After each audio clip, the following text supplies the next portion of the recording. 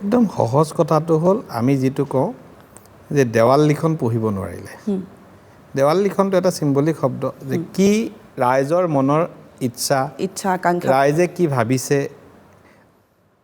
ৰাইজৰ সমস্যা কি এখিনি পঢ়িব নোৱাৰিলে তেওঁলোকে এটা কথা ভাবিলে যে তেওঁলোকে যেটো কথা ক'ব ৰাইজে হিতে বিশ্বাস কৰিব সেইকাৰণে তেওঁলোকে অদ্ভুত কথা কৈছে আপুনি এটা কথা চাওক গৌৰৱ গগৈ যায় গৈ টিভিৰ আগত তেওঁ ৰাইজে যেটো প্ৰশ্ন হতে তাৰ উত্তৰ নিদিয়ে পৰঞ্চ তেওঁক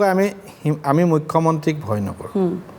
এটা মুখ্যমন্ত্ৰীক ভয় কৰে নে নকৰে কোনো টিভিয়ে কোনো ৰিপৰ্টাৰে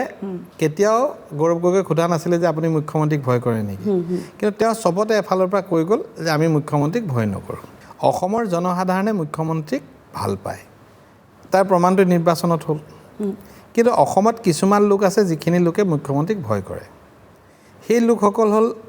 গড়ৰ চোৰাং বেপাৰী ড্ৰাগছৰ বেপাৰী অবৈধ কাৰবাৰ কৰা লোকসকল বাংলাদেশী মিয়াসকল তেওঁলোকে মুখ্যমন্ত্ৰীক অত্যন্ত ভয় খায় এটা নুহুধাকে যেতিয়া গৌৰৱ গগৈ কৈ থাকে যে আমি মুখ্যমন্ত্ৰীক ভয় নকৰোঁ তেতিয়াহ'লে আমাৰ ধাৰণা হয় যে গৌৰৱ গগৈ সেইসকল মানুহৰ প্ৰতিনিধি সেইকাৰণে তেওঁ কৈছে কাৰণ মুখ্যমন্ত্ৰীয়েতো কেতিয়াও কোৱা নাই মোক ভয় কৰিব লাগে বুলি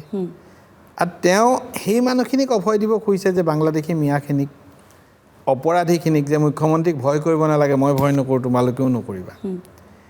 বাকী মানুহখিনি এই কথাবিলাক শুনি গৌৰৱ গগৈৰ পৰা আঁতৰি গৈ থাকিলে এইটো কৈ আছে ৰাজপুত্ৰৰ ৰাজকীয় স্বভাৱেৰে কেতিয়াওতো জনসাধাৰণৰ হৃদয় জয় কৰা সম্ভৱ নহয় তেওঁ সদায় দেখিলে আপুনি এটা এলায়েন্স কৰিবৰ কাৰণে আজি যেটো কথা অখিল গগৈ কৈ আছে এলায়েন্স কৰিবৰ কাৰণে অখিল গগৈ কিমান কৈ থাকিলে তেওঁ এটা দম্ভ অহংকাৰ সদায় দেখুৱাই থাকিলে শেষ মুহূৰ্তলৈকে এই দম্ভ অহংকাৰ আৰু ৰাজপুত্ৰৰ ধাৰণাই তেওঁক মানে জনসাধাৰণৰ পৰা বিচ্ছিন্ন কৰি ৰাখিলে আৰু গৌৰৱ গগৈ কাৰণ দাদা হেতু এটা বিফলতাৰ মেজৰ কাৰণ হেতু এটা আৰু মই আপোনাক কৈছো চাব গৌৰৱ গগৈ অসমৰ ৰাজনীতিত এই অন্তিম মানে ইলেকশ্যনত জিকিছে অন্তিমবাৰৰ কাৰণে তাৰ পৰা যদি আৰু কৰবাত মানকাছাৰত উঠি জিকে মই নাজানো কিন্তু যোৰহাট উজনি অসমৰ পৰা গৌৰৱ গগৈ জিকিব নোৱাৰে তেওঁ কলিয়াবৰ এমপি 10 বছৰ আছিল 10 বছৰত তেওঁ 50 কোটি টকা এমপি ফাণ্ড পাইছিলে মই গৌৰৱ গগৈ খুধিলো সোশ্যাল মিডিয়াত যে আপুনি 50 কোটি টকা এমপি ফাণ্ড পালে ক'ত খৰচ কৰিলে মই নুহুধো কিন্তু আপুনি মোক 10 লাখ টকাৰ 10 বছৰৰ হিচাপ দিয়ক সৰুপথাৰ সমষ্টিত ক'ত খৰচ কৰিলে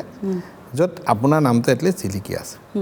মই সোধা দেখি সৰুপথাৰ সাংবাদিক আপোনালোকৰ সাংবাদিকে সুধিছিলে তেওঁ সুধিলে যে বিশ্বজিৎ ফুকনে এনেকৈ কৈছে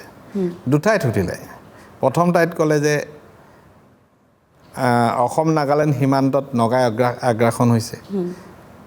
মুখ্যমন্ত্ৰী ব্যৰ্থ হৈছে তেওঁ সুধিছে তেওঁ 10 লাখ টকাৰ কথাটো উত্তৰ দিছে